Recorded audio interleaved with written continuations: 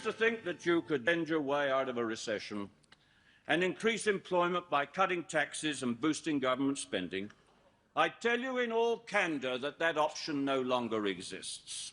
The 1970s marked a turning point in the management of the economic cycle.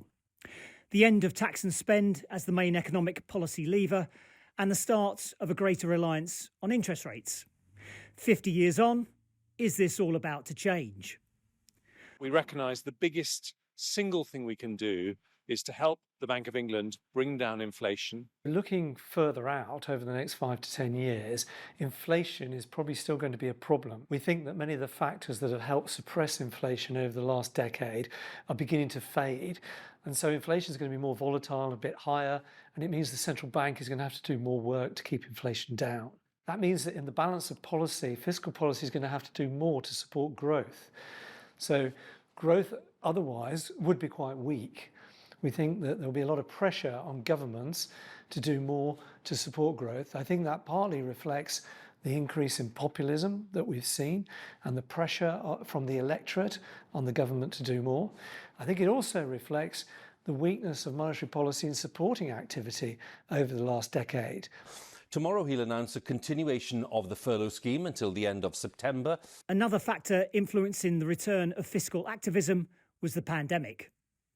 The public experienced support like nothing they'd seen before, meaning fiscal policy has moved higher on the agenda after more than a decade of monetary policy failing to meaningfully boost economic growth.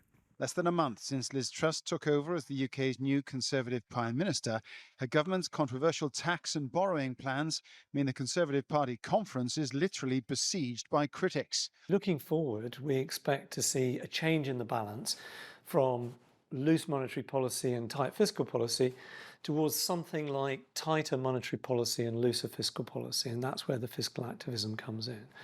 But we have to recognise that there are risks with this. It's no good having policy pressing on the accelerator and pressing on the brake at the same time, so to speak. That could obviously cause a lot of problems.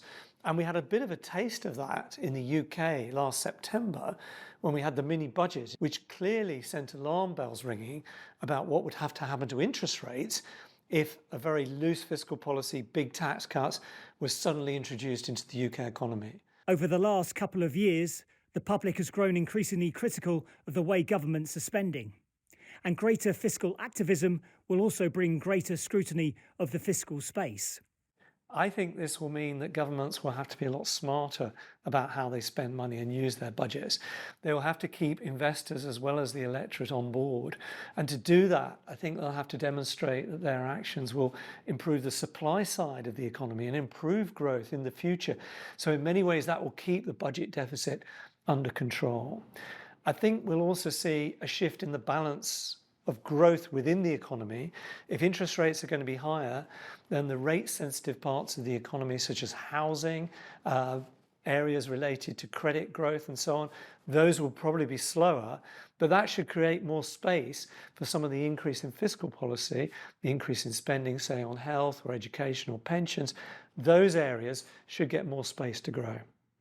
Failure to gain support for spending plans leaves limited options outside of increasing central bank inflation targets or rescinding central bank independence altogether to then use regulation to suppress bond yields.